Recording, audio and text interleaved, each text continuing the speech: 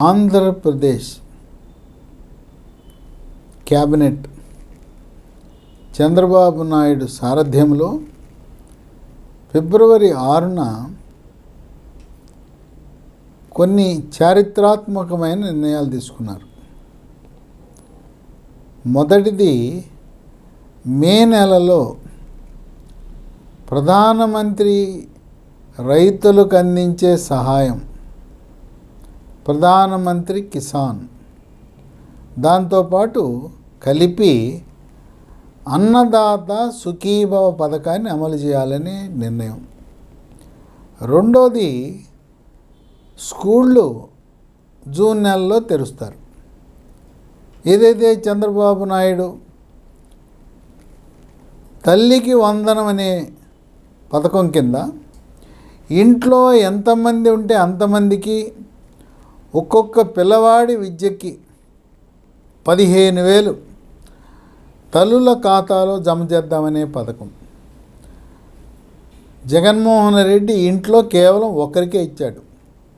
చంద్రబాబు నాయుడు పెద్ద మనసుతో 2 ముగ్గురున్నా నలుగురున్నా ఎంతమంది పిల్లలుంటే చదువుకునే పిల్లలందరికీ, ఒకరుంటే 15,000, ఇద్దరుంటే 30,000, ముగ్గురుంటే 45,000 అలా వేయటానికి రంగం సిద్ధం చేశారు. మూడోది, జూలైలో టీచర్ల నియామక ప్రక్రియ డిఎస్సి, ఆ ప్రక్రియని కొలికి తేవాలని నిర్ణయం. 4, నీరు చెట్టు. ఇది చంద్రబాబు నాయుడికి అత్యంత సన్నిహితమైన పథకం.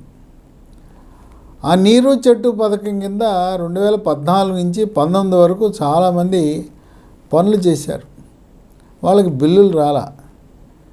జగన్మోహన్ రెడ్డి అధికారంలో రాగానే నీరు చెట్టు పథకం కింద ₹1 కూడా ఖర్చు పెట్టద్దు, కాంట్రాక్టర్లకు బకాయిలు చెల్లించొద్దు అని హుకుం జారీ చేశాడు. దాంతో ఆ నీరు చెట్టు పథకం కింద పనులు చేసిన వాళ్ళందరూ కూడా గత 5 ఏళ్లలో అప్పుల పాలైపోయారు. దాని కింద 900 కోట్ల బకాయిలు కాంట్రాక్టర్లకు చెల్లించవలసి ఉంది. దానికి కూడా ఇప్పుడు మోక్షం లభించింది. ఇక 5,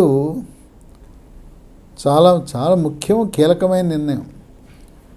ఇప్పటివరకు హాస్టల్లో, సంక్షేమ హాస్టల్లో ఉండే పిల్లలకు మధ్యాహ్న భోజనం పథకం కింద రేషన్ బియ్యంతో అన్నం వండి పెట్టారు.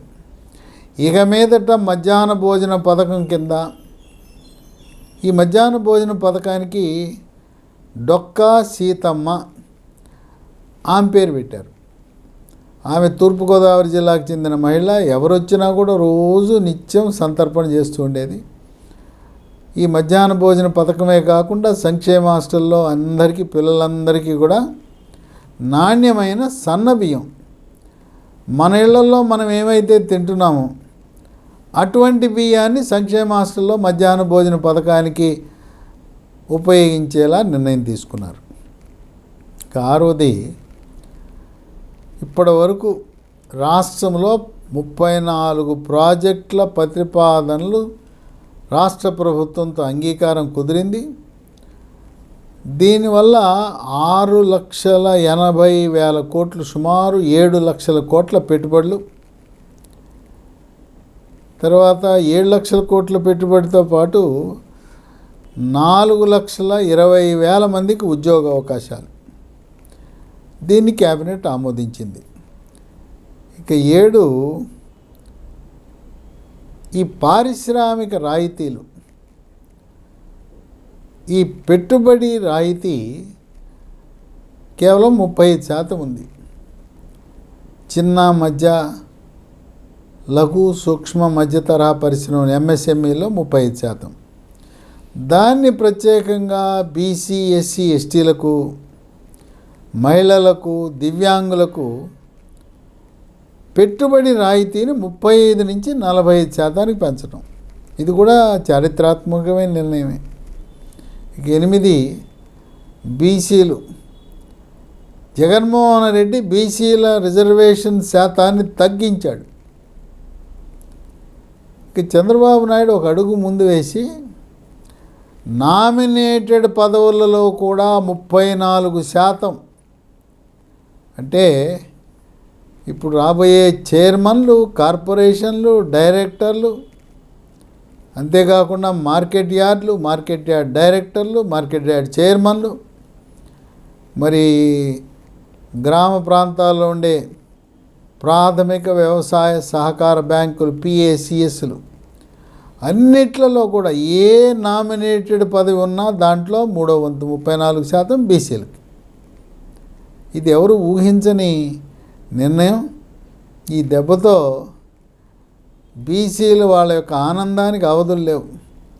వాళ్ళందరూ కూడా హర్షాతిరేకాలు వ్యక్తపరుస్తున్నారు. ఇంతవరకు ఏ ముఖ్యమంత్రి చేయని విధంగా బీసీలను ప్రోత్సహించిన ఏకైక ముఖ్యమంత్రి చంద్రబాబు నాయుడు అని చంద్రబాబు నాయుడికి పాలాభిషేకం చేస్తున్నారు. అలా ప్రతి క్యాబినెట్లో కూడా ఒక కన్ను అభివృద్ధి అయితే మరో కన్ను సంక్షేమం, రెండింటిని సమన్వయపరుచుకుంటూ రాష్ట్ర సంపదను పెంచి పరిశ్రమలు, పెట్టుబడులు ఆకర్షించడం ద్వారా యువతకు ఉపాధి, 5 సంవత్సరాల కాలంలో 20 లక్షల మందికి ఉపాధి కల్పిస్తానని చాలా ధైర్యంగా సాహసోపేతమైన నిర్ణయం తీసుకున్నారు చంద్రబాబు నాయుడు. ఇప్పుడు ప్రారంభించబోయే కట్టడాల నిర్మాణం ప్రారంభించబోయే పరిశ్రమలన్నీ కొన్ని సంవత్సర కాలంలో, కొన్ని సంవత్సరంన్నర, కొన్ని 2 సంవత్సరాల కాల వ్యవధిలో అన్నీ ఉత్పత్తి ప్రారంభమవుతాయి. అయితే సిబ్బంది నియామకాలు 6 నెలల నుంచి ప్రారంభించి వాళ్ళు నియామకాలు ప్రారంభిస్తారు. ఆ విధంగా ఆంధ్రప్రదేశ్ రాష్ట్రం సర్వతోముఖాభివృద్ధి చెందుతూ స్వర్ణాంధ్రప్రదేశ్, స్వచ్ఛాంధ్రప్రదేశ్, విద్యాంధ్రప్రదేశ్, వికసిత్ ఆంధ్రప్రదేశ్ దిశగా అడుగులు వేయటానికి చంద్రబాబు నాయుడు రాత్రనక పగలనక అహర్నిశలు కృషి చేస్తూ రోజుకి 18 గంటలు పనిచేస్తూ ఆదివారము కూడా, సెలవు దినాలు, పండుగ రోజుల్లో కూడా ఆయన దృష్టి అంతా ఆంధ్రప్రదేశ్ రాష్ట్ర ప్రజలు, అభివృద్ధి. భారతదేశంలో అక్షర క్రమంలోనే కాదు, ఆర్థిక అభివృద్ధిలోనూ సంక్షేమంలోనూ నంబర్ 1 స్థానంలో పెట్టాలనే దిశగా చంద్రబాబు నాయుడు అడుగులు వేస్తున్నాడు. బీహార్ రాష్ట్రం ఉంది. బీహార్ రాష్ట్రంలో అక్కడ ఇచ్చే సామాజిక పింఛన్లు నెలవారీ తెలుసా? వృద్ధులకు ఇచ్చే, వితంతువులకు ఇచ్చే పింఛన్ 400 రూపాయలే. వికలాంగులకి, దివ్యాంగులకి ఇచ్చేది 400. భారతదేశంలో ఈనాడు మనం సగర్వంగా చెప్పుకోవచ్చు, దేశంలో ఏ రాష్ట్రము ఇవ్వని విధంగా 4,000 రూపాయలు నెలకి సామాజిక పింఛన్లు ఇచ్చేది చంద్రబాబు నాయుడు ఎన్డీఏ కూటమి. దివ్యాంగులకు 6,000, 10,000, 15,000 ఇచ్చేది ప్రభుత్వం ఆంధ్రప్రదేశ్ ఎన్డీఏ కూటమి.